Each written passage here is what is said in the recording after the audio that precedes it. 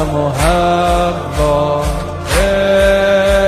بهشت فطرت در دوزخ دنیا، با تو پیمان بستی در عهد خمینی. انت قوموا لله مثنا و فرادا، باید برخاست دنیا با آنها و مولا با ما. این پیچ تاریخی طاقت فرساد، باطل خواهد رفت و حقا برجاست.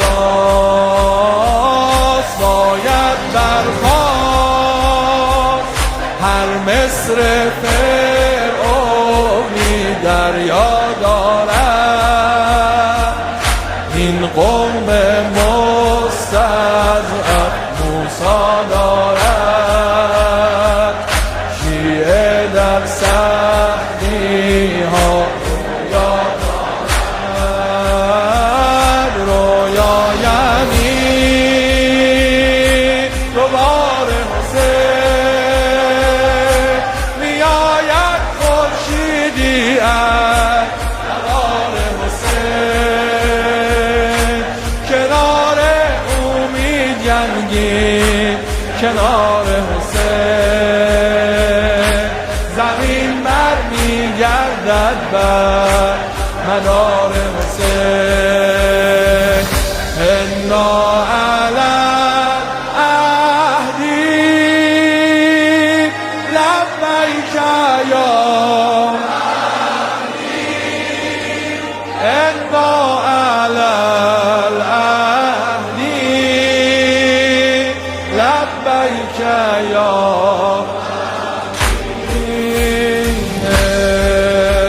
پناه مردم هنگام بلاها، همه نیرویت از روضه زهرا. شما میمانید آخر قله، شما می آیید تا مسجد الاقصی.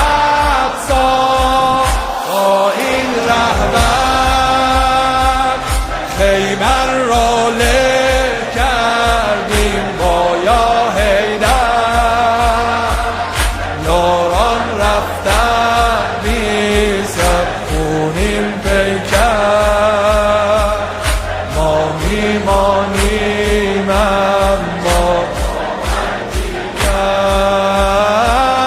باید فهمید تا وقتی این ملت ایمان دارد که تسلیم و تحمیل امکان دارد. ایران رهبر ایران ایران یعنی دیار علی، نیام شمشیر ذوالفقار علی. قرار یاران بی قرار علی، به اینجا من میگردم. دستای هم دیگر رو بگیرید، انا علم دستای هم دیگر رو بگیرید. لبیک یا